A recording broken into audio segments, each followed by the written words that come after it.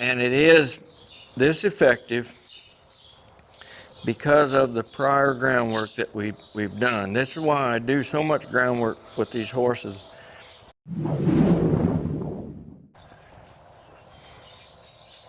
Hi, Dennis here at Capital Training and Shoeing. Back out here with this gelding that came in with some issues, and we're working through them nicely. And I've got a pole laid out here on the ground, and what this pole represents to me is a more definition in my clear middle picture. It also represents an object that will oftentimes produce resistance that we're unaware of, but the horse is aware of. And what I want this horse to do is come over and step across that pole with the front feet on one side and the back feet on the other side and stand there. And then I'm going to ask this horse to move laterally across that pole. I have not asked this horse to do this, so you're going to get to see it directly from the beginning.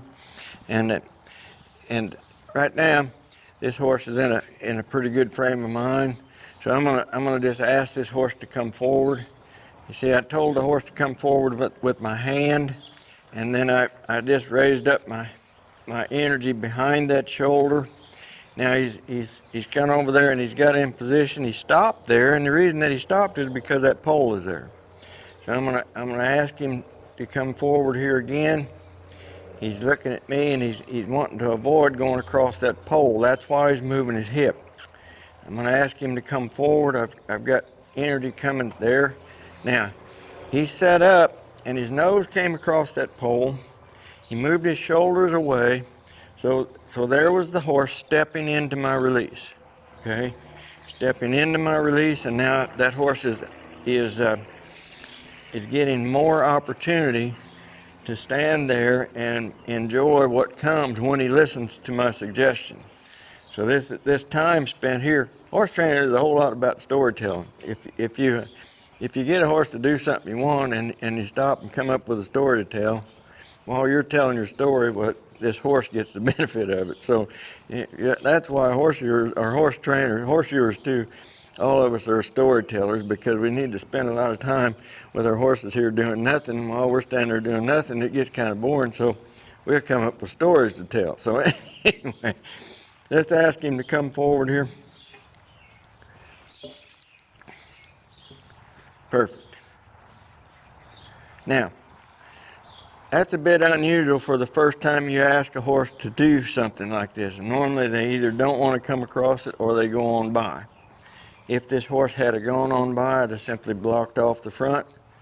If it had been resisted, I would have stayed there with energy towards the back until this horse found a way to come forward into the position I want. Now I want this horse to move away from me. So I'm gonna create a straight wall of energy here on this side. I've raised up there was the front end. I don't want the horse to come forward. So when he was stepping forward into, and he was getting ready to step over with his back foot right there, I created energy with the lead rope right here, and this horse was feeling it right here on the nose. And when he felt that energy right there, that stopped that forward motion. Again, for the first time I've asked the horse to do this, it didn't take a lot to get him stopped. So the prior groundwork that we have done has set the stage for this to happen. If you remember, right, this horse in the first video that we did just would brush his jaw and leave, and now look at the attitude of the horse. I'm able to do hardly anything and get nice responses from him. So this asks for that.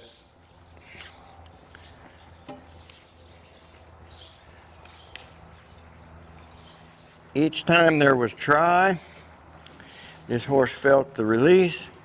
Each time there was avoidance, by trying to do something I didn't ask for, that's avoidance. There was enough resistance. I met him where he was, with the amount of resistance that it took to get this horse to understand, look, that's not the right answer. I'm here like a I think of it like a friend of this horse. And I've got my hand out there. When he makes the right choice, I'm just telling him that's it right there. Everything's fine. When he makes the wrong choice, I'm saying no, that's not it. That's not it. And it's done void of emotion. It's done in the same rhythm, and the resistance is to the same degree that this horse is putting the resistance in. You know, if I do too much right there, then I'm going to cause the horse to be doubtful. I'm going to cause him to be on guard. But if I meet him with the energy that he's putting into avoidance, then the good attitude's going to remain. So what you just witnessed there was a right choice, a right response, another story. So while I was telling you what I was doing, it was more for the horse than for you guys. So set it up again. Look at there. See that try? You see, all I had to do was bring up just a little bit of energy right there, and this horse is ready to make that step. Now, the front end moved, let's get the hind end. So how do I get the hind end from here? I'm gonna let him feel the right side of that halter real lightly, and I'm gonna raise my energy up behind here. There. Nice. Very, very, very nice. Now the hind end softened up and moved away. Just get the front end to move over there just a little bit. Perfect. Now, for what I set out to accomplish with this horse, and the way that this horse handled the resistance, the way that he responded to not going through that resistance, and the way that he is soft-eyed, comfortable in his body, responding with my slightest suggestion, this is a great quitting place here for this horse because of the sequence of how things happen. This is a very valuable training moment, and I guarantee you that those 3 little steps that horse took sideways right there do him more good right now with meaning of release on the other side of those 3 steps than it would be to saddle him up and ride him all day long. You see, we set up a situation where understanding, communication of understanding took place. And in that understanding, this old pony gets to have the day off. So he earned the right to get the day off. And anyway, I think that's valuable stuff right there.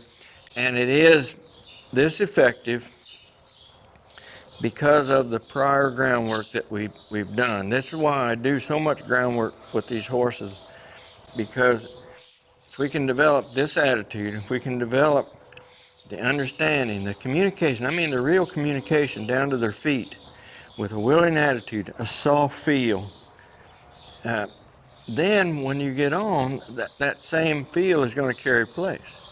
So the groundwork carries over to the riding. It is so important. I mean, it might seem like that we're spending too much time here on the ground with these horses, but no. You know, if there's one thing I've learned, see, you don't get to do this kind of stuff for as long as I've done it by just getting on every one of them.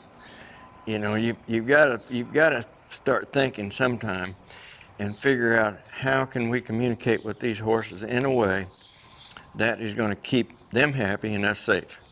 And that's what effective groundwork does. Thank you very much.